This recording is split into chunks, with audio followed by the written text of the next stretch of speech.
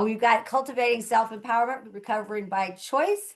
So basically, this is our third S, self-empowerment, is the cornerstone of LifeRing's recovery model. What tools can we use to empower our long-term sober selves?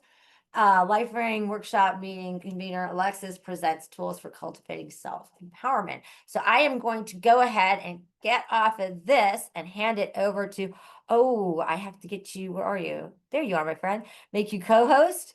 And would you like to share with us, Alexis? Thank you so much for taking time to join the group and share some of your awesome wisdom and bring us to the workbook and what have you. Cool, thank you. I'm a little nervous here, but let me share my screen. I have a slide deck, and how about that one? So I don't know, is this Not preferred? seeing it. Okay, how about Alex, that? There you I don't know go. if There you're you go. this, but I just want to say I love you, and this is one of my favorite things that you do. So I'm ready. Oh, thank you. Thank you. Um, so I was kind of, yeah. So this is, so you guys want to, anyways, forget it. Bad joke, bad joke. But there's an egg theme. There is an And egg theme. and so that's what I was trying to perpetuate earlier, making the, keeping the eggs relevant. But it's not about making an omelet. But so here, cultivating your self-empowerment, reclaiming strength, choice, and self-trust on a secular path. And asterisk, I like to talk about connection, and I'm going to tie it into the workbook. So just bear with me. I have to, first of all, thank my wife. She helped me prepare this slide deck. And she's also in recovery and great help for me. So, all right. So why don't we, the first thing we could talk about, what are we talking about here? So empowerment and recovery is rooted in sobriety, strength, intuition. I don't want to just throw a bunch of text at you guys. So we are gonna, it's pretty interesting bullet points here, but I kind of want to talk about sobriety, strength, intuition, and self-trust, reclaiming your own authority and value, like buzzwords, keywords, it's all there. And we are going to get into ways that we can connect with our core self, ways that we can nurture self-empowerment, and I'll talk about how the domains in the workbook help us with that. And this is our space, this is our time, so this is here for all of us. So if you let me set it up so I can see if your hands are raised. If you have any questions or want to share at all, this is your space, this is my space, this is our time, so that's why we're here. Okay, so.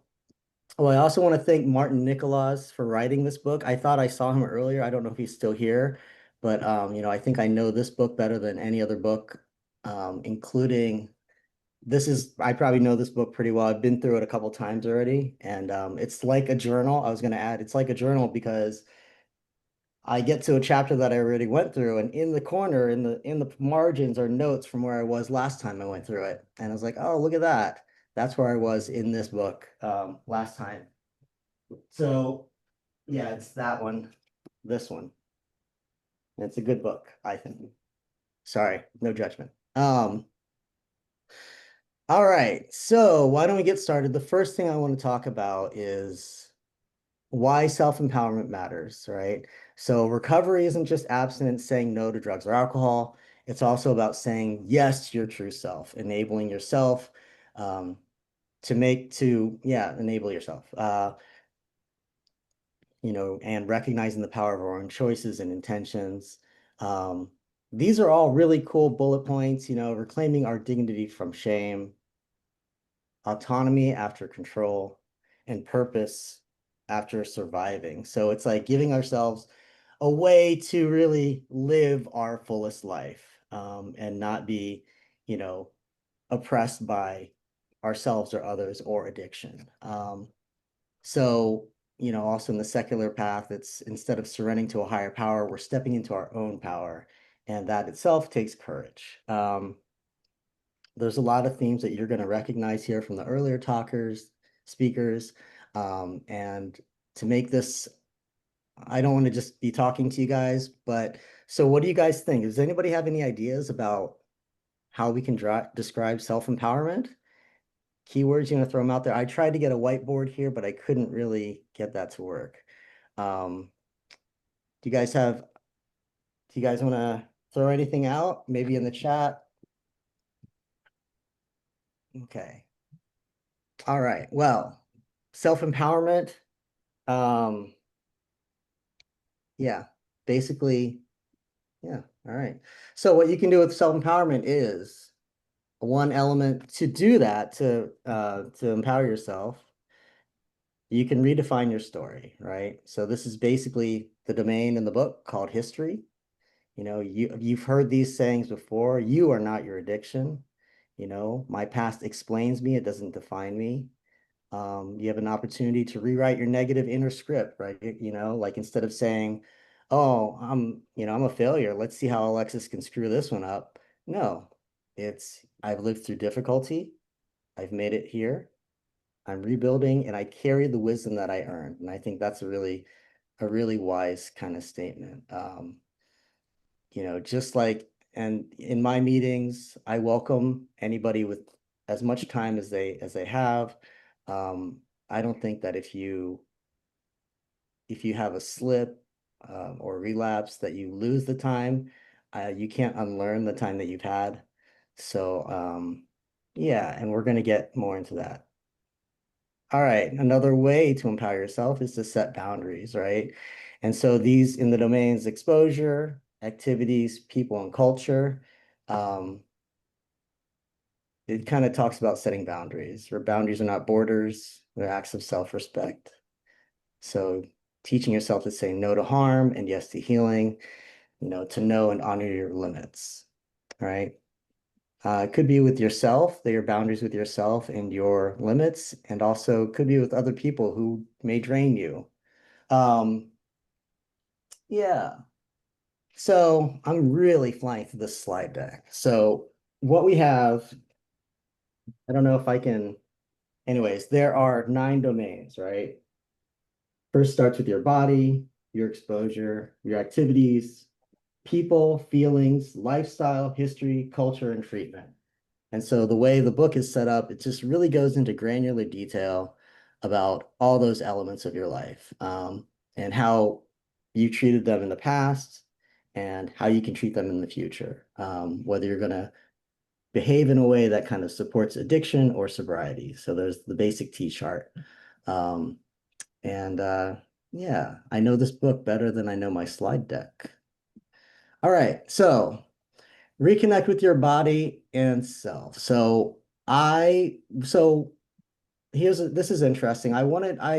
We could do a breathing exercise. And I wanted to show you this before we did that because, you know, we can take 3 deep breaths, you know, scan your body from head to toe, be present, feel your body, and ask yourself these questions like, what emotions are you feeling?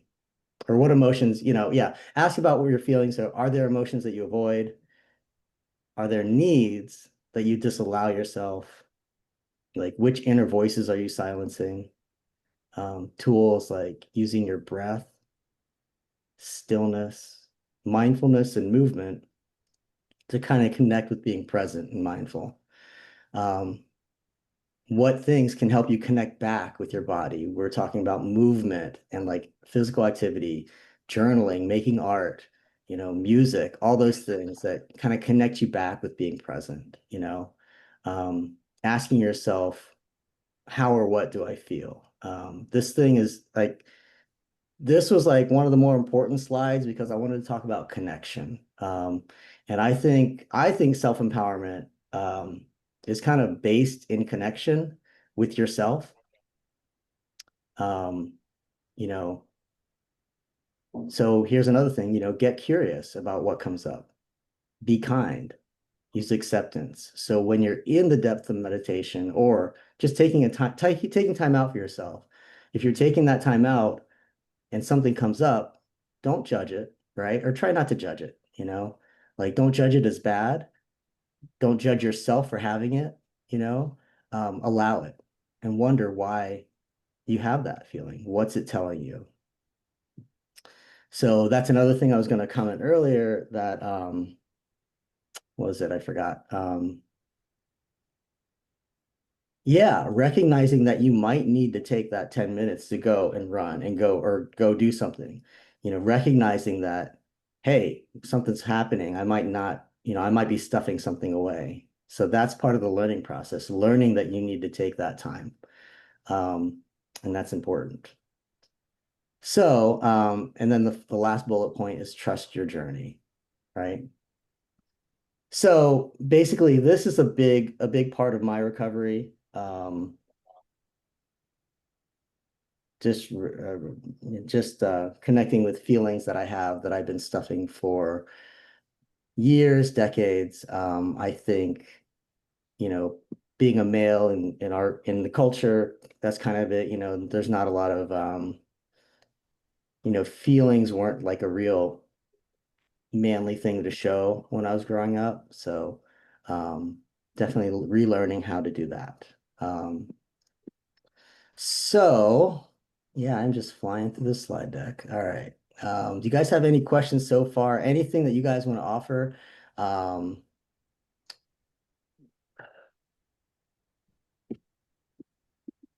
okay. So this is another thing, community over perfection. This is interesting because this really takes us into the idea of community and speaking um, in groups, connecting with people. So in LifeRing, you don't have to have it all together just to belong. Recovery is not about fixing. Um, is about witnessing with care and compassion and walking beside each other, right? Recovery grows in connection, not isolation. So I don't even know if you guys would be able to read this slide deck faster without me reading it to you. But um, that's where we are. So, maybe in the beginning, I could have qualified myself a little bit. I have about 4 years of sobriety. LifeRing is a huge part of my early recovery. I did 90 meetings in 90 days, as they say. It was a COVID time, so um, LifeRing was the most structure I had. I spent time in clubhouse rooms with addicts, overeaters, people hooked on narcotics, process addiction people. Um, and we got together and I would moderate some of those rooms because I was in them so much and I learned about recovery. And so, we're all in it together and that's the important part. So I've kind of, like I said, I think my wife, she's kind of a student of mental health, as we both have been for the past 3, 4 years. Um, for me, from my experience, I can't say it gets any easier, probably gets a little bit harder, but we're still in it, still sober. Yeah. So let's see. Um,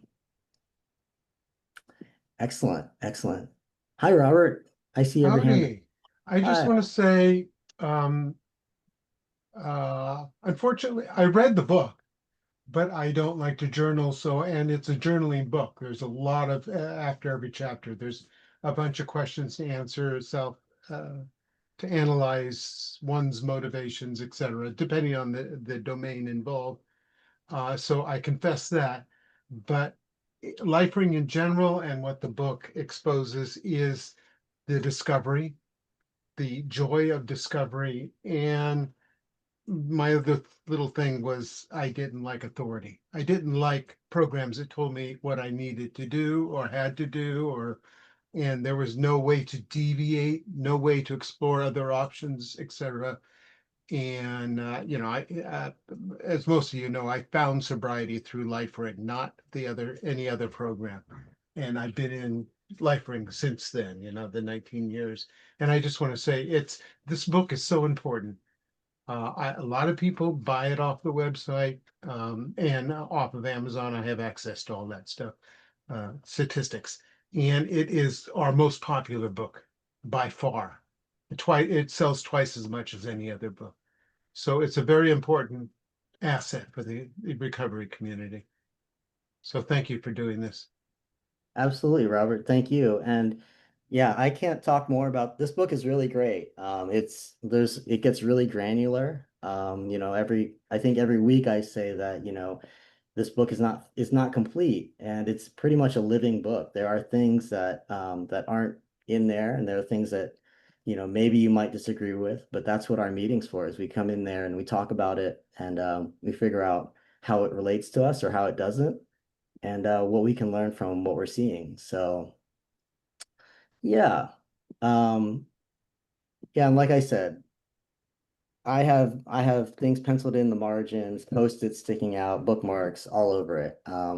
Just going through the pages. Right now we're on chapter 5 or domain 5, which is feelings. And like I said, that for me, that's a huge one. Being in like a co-occurring kind of situation with mental health, um, connecting with feelings, and maybe that's why exactly. I think connecting with feelings is huge for me. So yeah, so the idea was I prepared this little slide deck and I wanted to connect the workbook with these things. And I don't even know how many I zipped past, but let's go on to the next slide. Oh, so there's somebody I met named Nora, and I remember she made a card that said celebrate your wins, and I think that's huge. So one thing I like to do with every meeting is thank my people who show up for showing up for me in my sobriety. I picked up the meeting 2 years into sobriety. I was kind of in a rut, kind of not in a rut, but I was kind of in a place where I was just leveling out. I stopped going to meetings every day. Um, I did not have a slip, thank God. Um, but I realized that, well, how does this work? How can I connect this? I realized that I kind of needed to have. Oh yeah, yeah. I celebrate you guys for showing up. So I can use this time now to say thank you for showing up for me and my sobriety. It helps. I need it. I really think that we're all in it together. Um, and I can still say I take it one day at a time. Like today's Saturday today, and I'm not drinking, you know, um, and every step counts, right? So tracking your progress, having an app on your phone, making a list, writing it down, um, doing some research. I even, it says, say, I did this today, really kind of in early sobriety, that helps to kind of know that you're making that progress. Here we go. Honor your effort. Empowerment grows through recognition, and that's true for a lot of things. So yeah, celebrate your wins. It's on a card somewhere in my stack of cards. But yeah, recognize that just showing up for a meeting is an accomplishment. Showing up, being sober another day is absolutely an accomplishment. It's not the easy job that we're doing. It's easier to get a drink. For me, it is. All right, we're going to the next one. So another thing that you can do to empower yourself is, yeah, learning something new, right?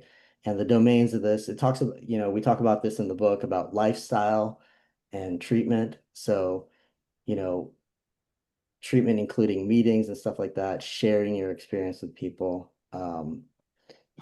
maybe changing your lifestyle is something new.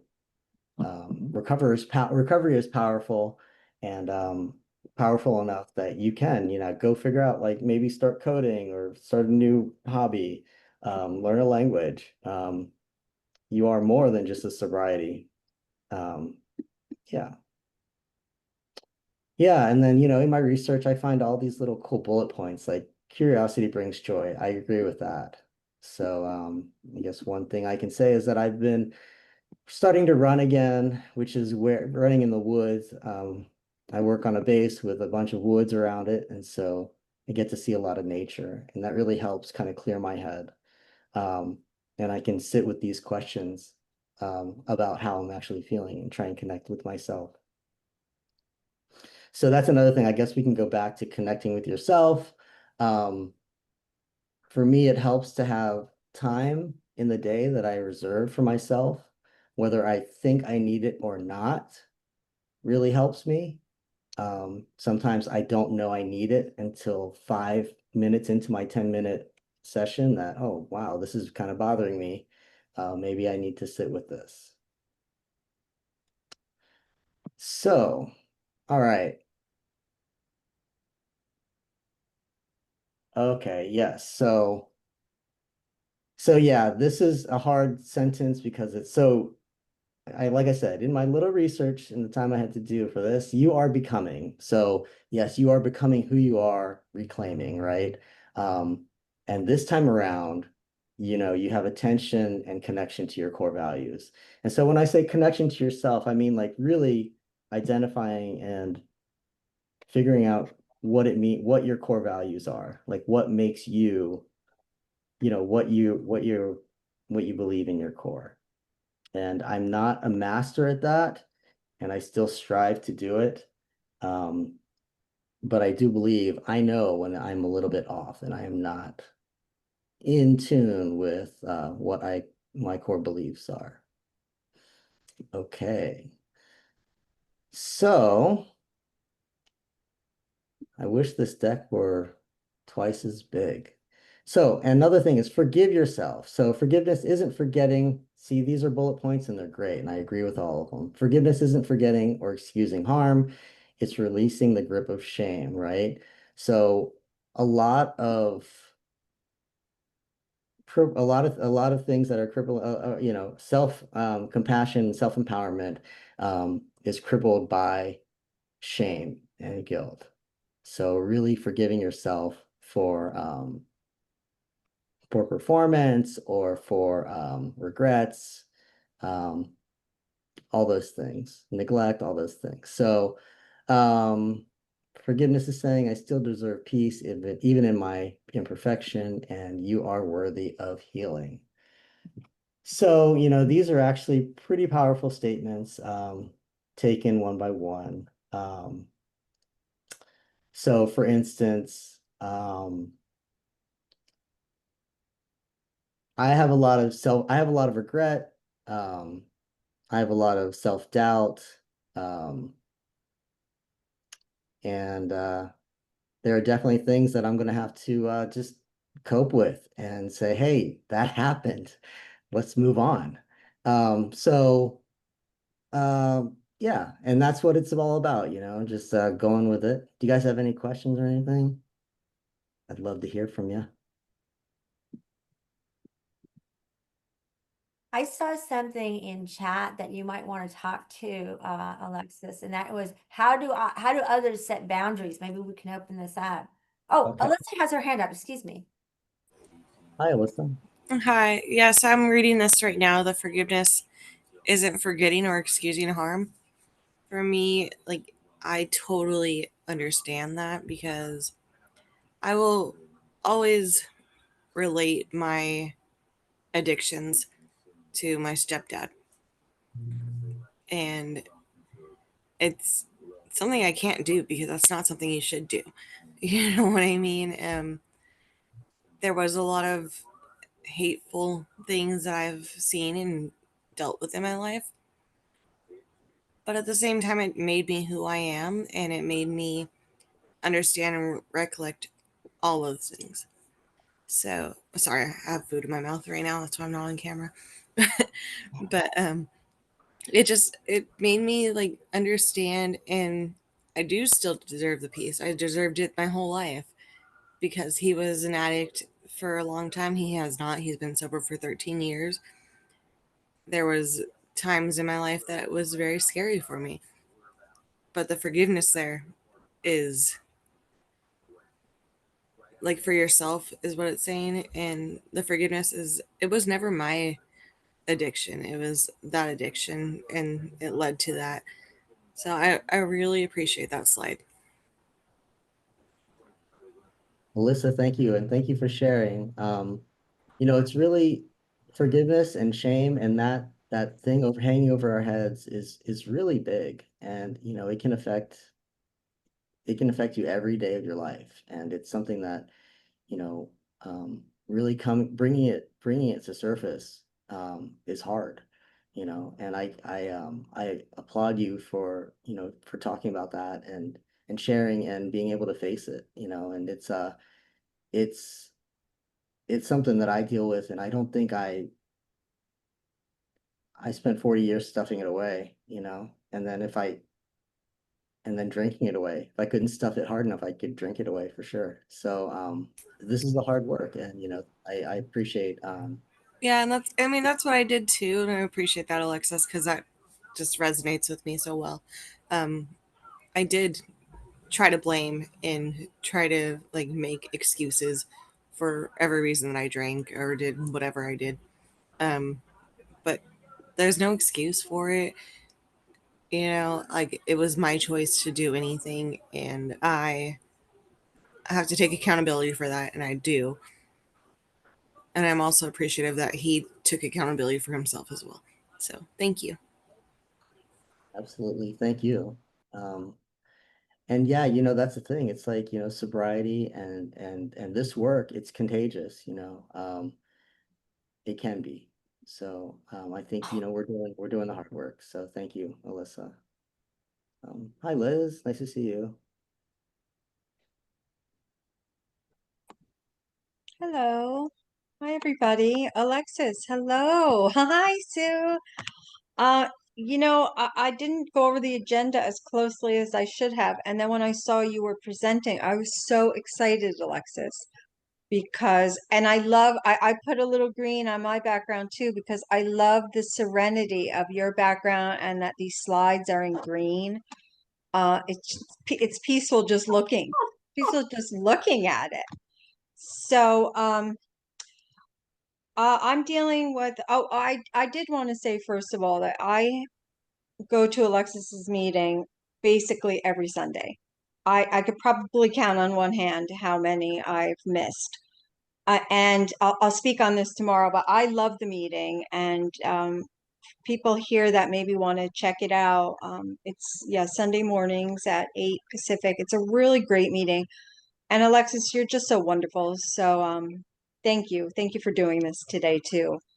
And for forgiveness, I won't, there are a lot of people here. I won't share too much to any detail, but I'm currently dealing with something where I'm trying to forgive myself.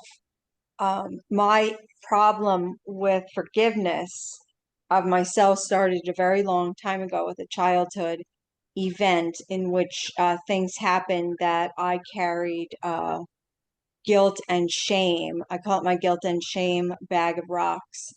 For a very long time, I could not process what I had done to a member of my family, and they died the same day. This was my father. That's as much as I'll say.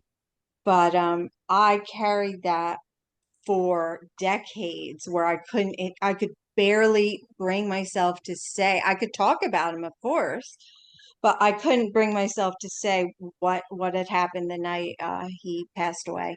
So that began my uh, unhealthy relationship with guilt, shame, forgiveness.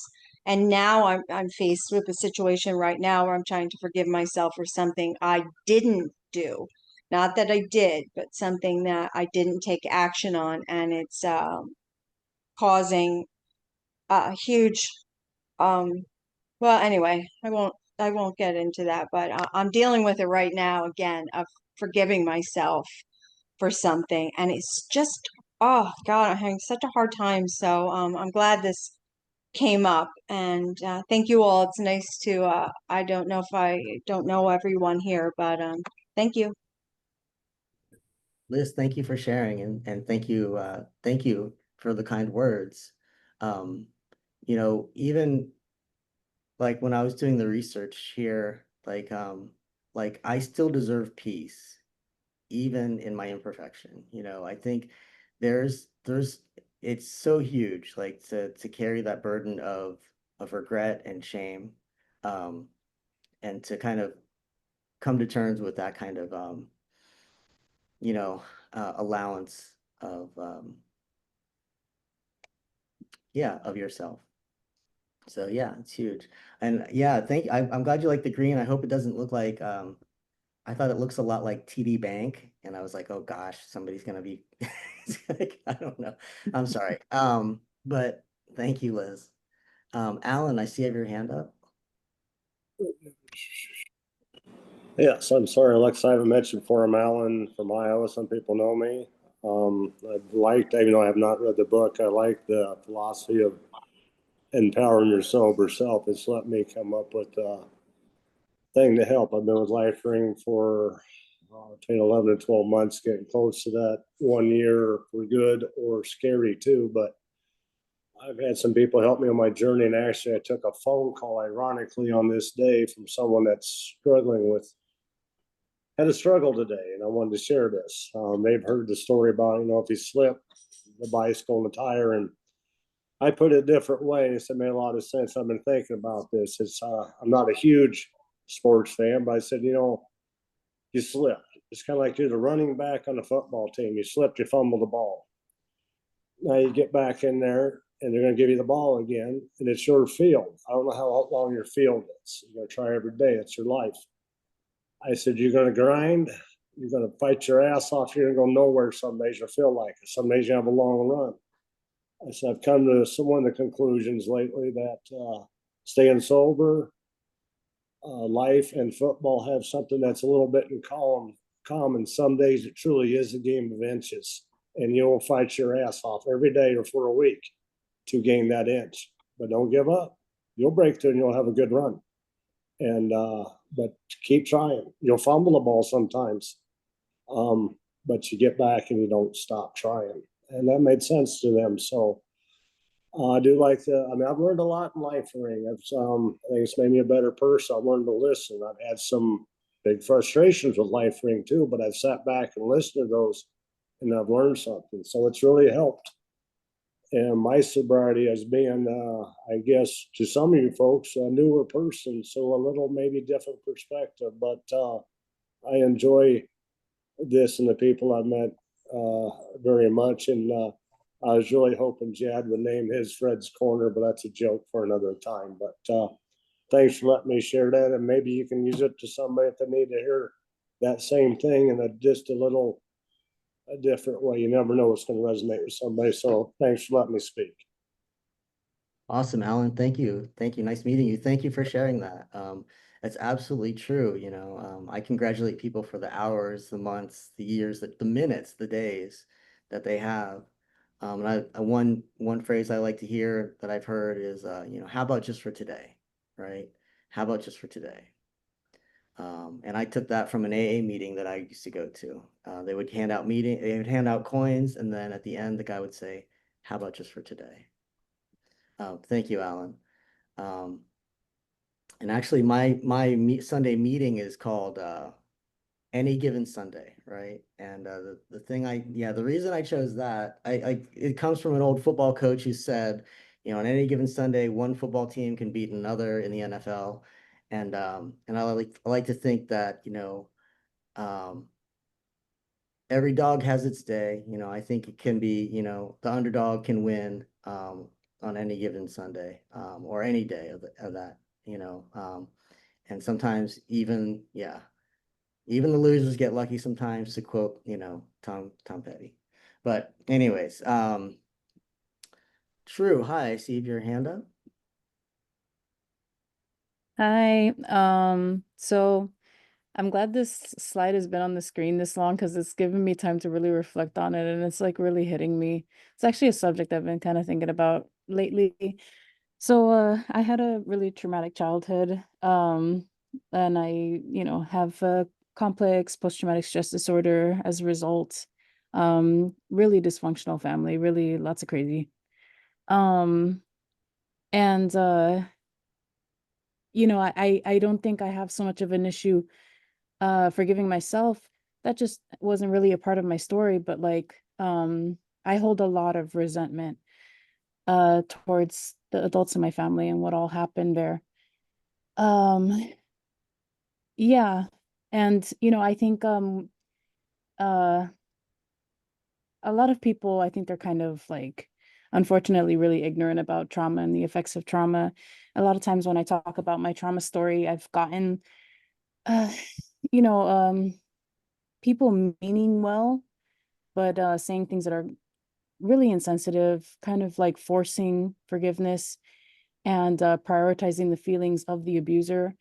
And one common thing that I've gotten many times is like, well, don't worry, they're gonna suffer for what they did to you. They're gonna suffer for what they did to you. And I really don't like that, because they were still my family and I still loved them, even though they hurt me. And so I really agree with everything that's said here. Forgiveness is not forgetting or excusing harm. Exactly. I just want them to be held accountable. And they still deserve peace, even though they're imperfect. And I would hope that if they entered rooms like this one, that they would find healing too, because they are worthy of healing too. You know, I don't wish harm upon them. It's just, it's the reality, just being real about that. They did hurt me. And I do want to release that resentment one day, but I will get there when I get there. So thank you for the slide. Thank you, True. That's awesome. Thank you for sharing. Um, I think I added yourself up there. It was about forgiveness. And I can see how, so another thing is that, sometimes when, sometimes if in abuse, it causes the victim to have shame. And that's a huge thing too. Mm-hmm. It's like a mind F, it really messes with, yeah. And I don't know where in the slide, I probably zipped over it in the slide deck, but it's, you know, we're all, we're all doing recovery different. And that's, there's not, the book has 1,000 different ways to do recovery, and there are 20 times more out in the real world. And it's everybody's, it might be similar, but everybody does recovery different, just like we did our addiction differently. So thank you for sharing that, True. Thank you. Um, that's, I don't know, you guys that have been to my meeting, you know that I like to put up a list on the board and just kind of see what sticks. And so um, so that's, these kinds of bullet points here are really kind of, I was trying to see if anybody had any, if this compelled anybody to comment on them. Say, I'm looking at the chat. Yeah, I mean, forgive and forget. Everything is an opportunity to learn. All right. Okay. Every squirrel gets his nuts sooner or later. Yes, I like that too. All right. Oh, hi, Robert. I see your hand up. Yeah, I don't share this much. I was in the family business for 30 years. I got thrown out at the end, 1997. My dad fired me due to my drinking. I never spoke to him again while he was alive. He died about 10 years later. Guilt, shame, all that stuff. In fact, I never talked to my mother during those 10 years. I did afterwards. She didn't, she outlived my dad by a number of years, and she only recently died. And I had a great relationship with her. I'm not sure if we made up in our family. We don't come in there and ask for forgiveness and all that stuff. I just started talking to her again, and some of my other siblings, this was a family business, some of my other siblings that had worked in the business. My brother, who I replaced me kind of, and I never talked to him again, except at the end, he died of bone cancer. I'm the oldest of eight. He died of bone cancer, and we did have a conversation towards the end of his life, and kind of a closure, if you want to call that. But at my dad's funeral, it was terrible for me. I was still drinking. This is 10 years later. I was still drinking, and relatives wanted to talk to me, being the oldest of the family. They wanted to just check in with me, etc. It was a very uncomfortable, the whole experience was uncomfortable, my dad's funeral. Um, time solved most of this issues, plus recovery, obviously. You know, you get 20 years of recovery and your life perspectives change. But I just want to say that I didn't, maybe I didn't intentionally forgive my dad, talk to him or whatever. Like I said, he died, and I never, he died 10 years later. I never talked to him. But I'm at peace now. I've resolved the situation. I'm no longer guilty about any of this stuff that has happened in the past 20 years or more. 30 years. I'm doing math, which is terrible for me. But if I don't know, for me, this is what happened for me. I resolved a lot of these situations, and I do not feel guilty or somehow depressed or whatever because of my actions in the past. I resolved myself. I would have forgiven him, or we would have had a talk if he was still alive, etc. So anyway, sometimes life and families get messy, and there is no final resolution. Robert, thank you for that insight. Appreciate it. Thank you for sharing. And that's sometimes time just does its thing. And then also, talking about it, sharing about it, talking to a therapist, getting help, can really help these things. I'm going to go back to connecting with your feelings and connecting. I think one big block to connecting with yourself is that shame and that not forgiving yourself, judging things, judging yourself for not connecting, if you're, that kind of shame, and then, letting that go where you're not judging yourself for your actions or your whatever, for anything, and just allowing it and exploring it. I think that is a good way of releasing yourself, and forgiving yourself, or yeah. So yeah, Robert, thank you for sharing that. I know that through I see therapists plural, and it's they do, and encouraging me to connect with my true self, connect with myself, and feel feelings is a huge part of their job, I guess. And you know, after spending years, decades, not allowing my therapists to do their job, being sober is actually a big step. And actually showing up to meetings and talking about it with people is a big step towards recovering, recovering and reclaiming what I lost. So, yeah. And I agree. Sometimes things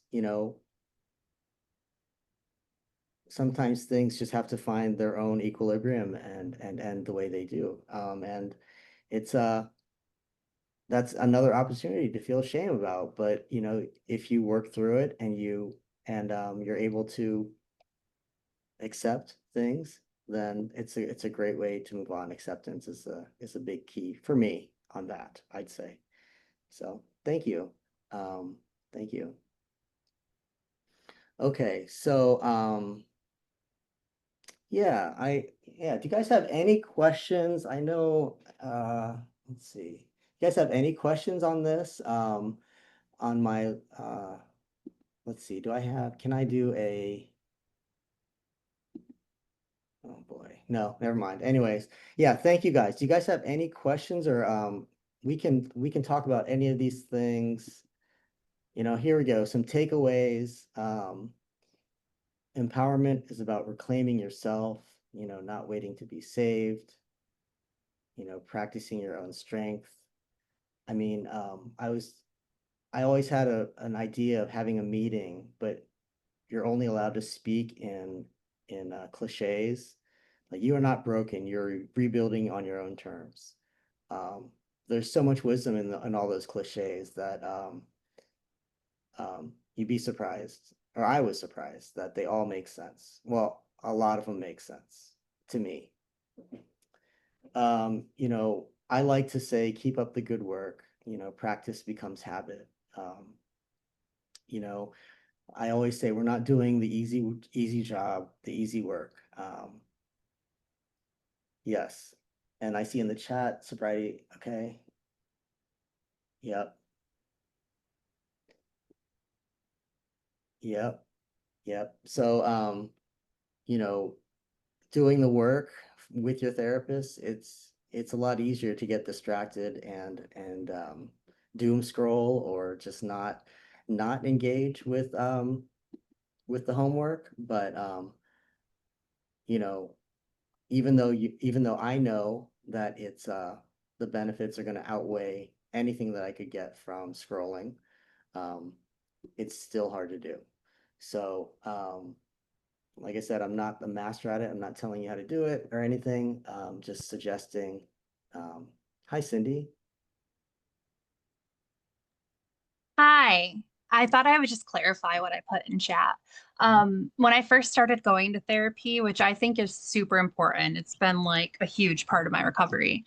I would waste so much time with my therapist trying to figure out like what I wanted to talk about, what he thought I needed to work on and whatnot. I started keeping a notes folder in my phone of things as they came up throughout the week that I thought like, oh, I don't like the way I'm feeling right now. And so I made a whole notes folder. And then, like the day before therapy, I'd sit down with my notes folder and I would rank them in the order that I thought I needed to talk about them and discuss them and work on them. And sending that to him, even when I didn't send it to him, like just having it to guide the discussion literally changed my therapy experience. We're paying for this service. And when we have all this random, like, small talk and stuff, which I think is important still, you're not getting what you're paying for. So going to therapy with the syllabus, which is totally kind of off topic here, but that's important to me and it's helped me a lot. So for those of you starting therapy or in therapy talking about football, thanks. Cindy, thank you for sharing that. Absolutely, absolutely. Why did I just lose my train of thought there? But thank you for sharing that. No, oh yeah, I was gonna say that off topic is like that is the meat and potatoes of like why I go to meetings. Like I could read this book back and forth and not you know, and not get as much as I do when I have people with their own insight and experience sharing with me. So that's another thing we talk, you know, I really appreciate I appreciate the opportunity to talk to you guys. I have some information maybe that I can share, but realize that we're sitting here with like what a lot of people who have their own experiences to share and really tap into this resource and talk to each other and learn from these things. Meetings are huge. It doesn't matter what flavor it is, you can learn so much. So I guess that's also a takeaway that it's not on there, but yeah, so the power of meetings and, you know, connecting with people, connecting with yourself, it's all empowering and we're all in it together and you're not alone. So I think that, let's see, what's this? Oh, hi, Sue. I see your hand up. I wanted to ask you, okay, this book, I actually bought this book before I even went to a meeting. Okay. And I wanted to ask you, now I know this is a very personal question, so you can tell me to buzz off. Which is your favorite? What is your favorite section? Oh. What is your favorite domain? Or I'm sorry, maybe let me rephrase that. I did it in pencil because I know I change and I know you do too.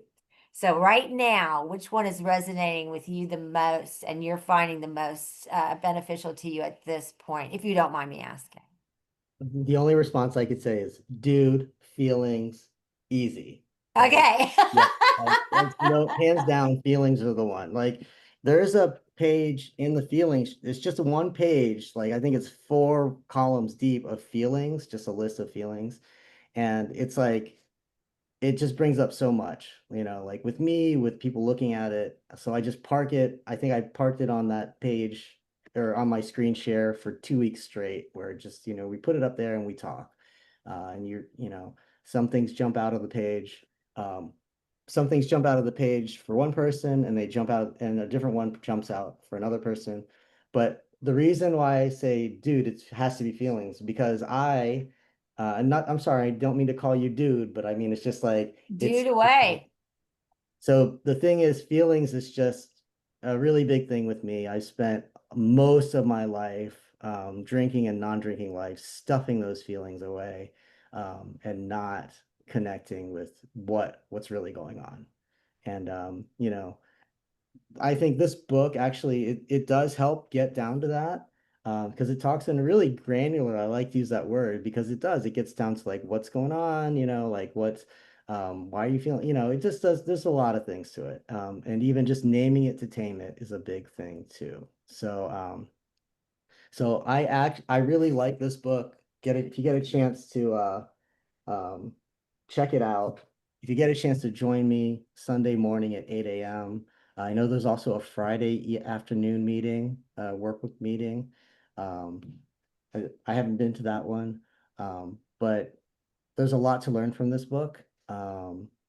And going through it twice, also, there's still a lot to learn the second time.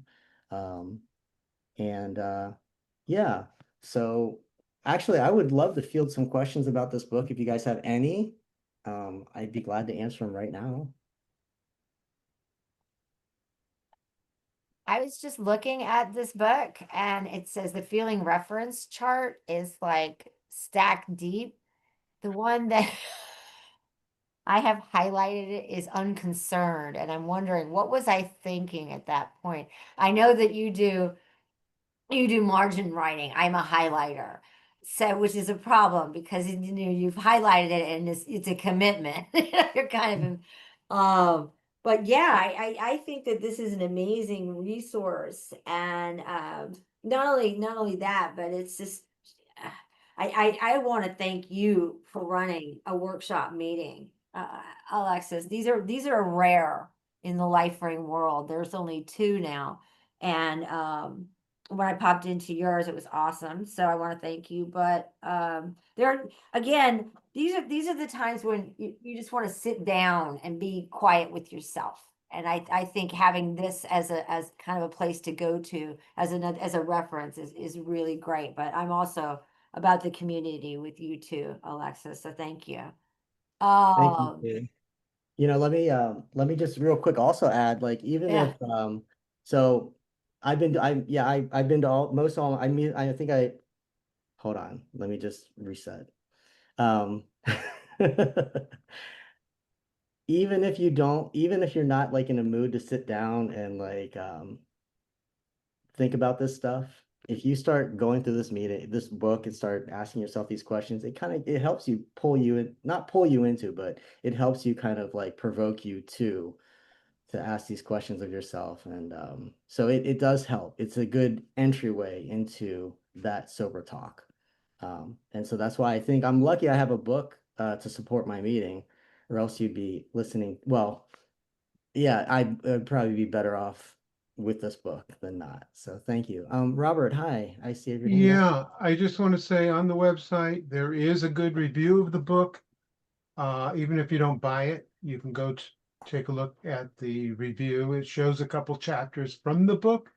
It also shows the T-chart, which you can use independently of the book. The T-chart is just and it's the most popular chart in the book, apparently, from what people have told me over the years. And it's just an evaluation risk tool. You put the good stuff on one side, you put the bad stuff on the other side, and you evaluate your risk and whether it's worth taking or not.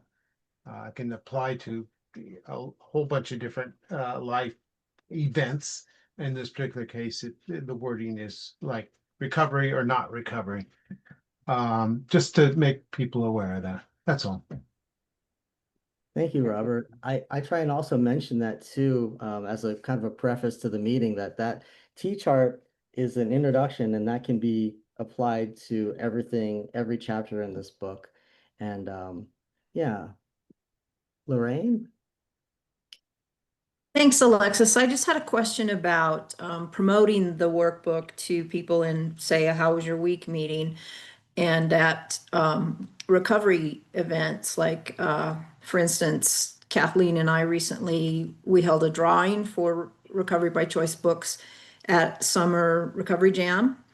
And I always point out that it's not a front cover to back cover book. You start with the chapter that you're struggling with. But I was wondering if you had one particular worksheet that you'd recommend as a starting point for someone who didn't know anything about it. Great question. And I have used the T chart in past examples, but I'm wondering about a different one. Huh, that's interesting. The T-chart is an excellent one, and that does so happen to be, in the very first chapter before domain one. Like I said, I really love the feelings one, but well, there's every chapter's got something, and you don't know, it's a personal thing. Like, some people, it's everybody has something sometimes. All these things like body, everyone's got a body, exposure, everyone has exposure, activities, people, feelings, lifestyle, history, culture, treatment, you know. Really depends on where you are. Like treatment also deals with like trouble with your groups or trouble with your therapist, or if it's going well with your therapist. I mean, it's kind of both sides of the issue on a lot of these things. I don't think I answered Okay. the question. Sorry. That's fair. It was kind of after I asked it, I thought that's kind of like asking a parent of multiple pets or children to choose their favorite. So I'll Yeah, just Sophie's choice. But I really, yeah, I think, if they get a chance, the T chart might help define that for them. Like what chapter do they want to look at? Or, you know, because I guess it is kind of an inventory, and what hits, and it's individual for every. So that's what I would say. So hopefully that helps. Hi, Nicole. I just had a quick question. Is there a way that like with the workbook meeting, like to know like which part of the workbook you're working on at a certain point so that if people do come into our meetings and we know that you're actively working on a certain aspect of it and feel like they would benefit from that because sending people to the workbook meeting and then they go and then they're like, oh man, they're doing something that I'm totally just not, and then to keep them interested to go back that's a whole feat, right? So it's like is it Like a that was my question. Just curriculum?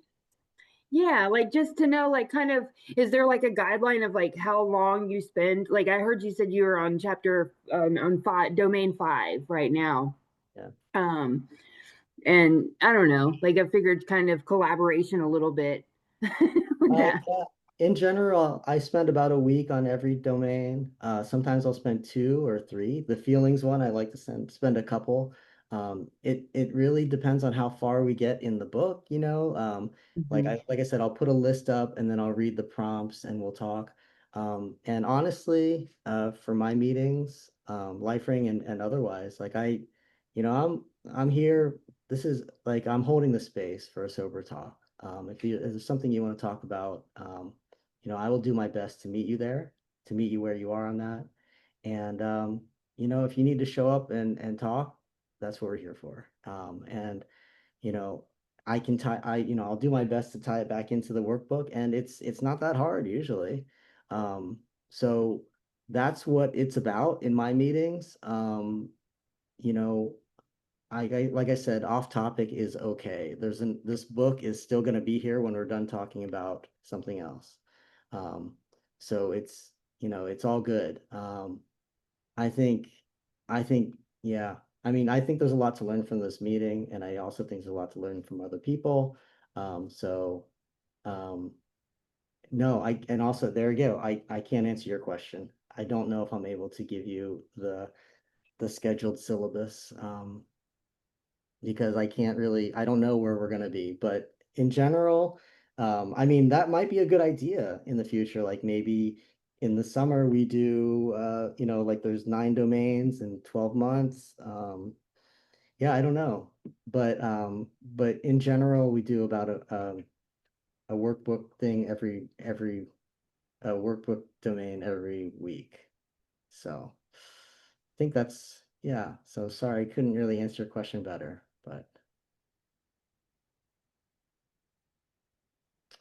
All right, I think. I want to thank Alexis. I think, first of all, this is a beautiful presentation. So you better tell your gals, y'all did a good job on that. But not just pretty, but really, really what's inside and what you brought forward was so impactful. And the forgiveness part particularly resonated with me. So thank you so much for spending your time and sharing some of yourself with us, and for guiding us into new domains we may not have. Oh, I did it. We may not have explored before. You are wonderful. And again, Alexis runs the workbook meeting that's on Sundays at 8 o'clock. So I know in the morning, that's Pacific time. So I know where y'all are going to be before you go to the conference tomorrow. So I will see you there, Alexis. And thank you so very, very much. I really appreciate it. Thank you, everybody. Thank you.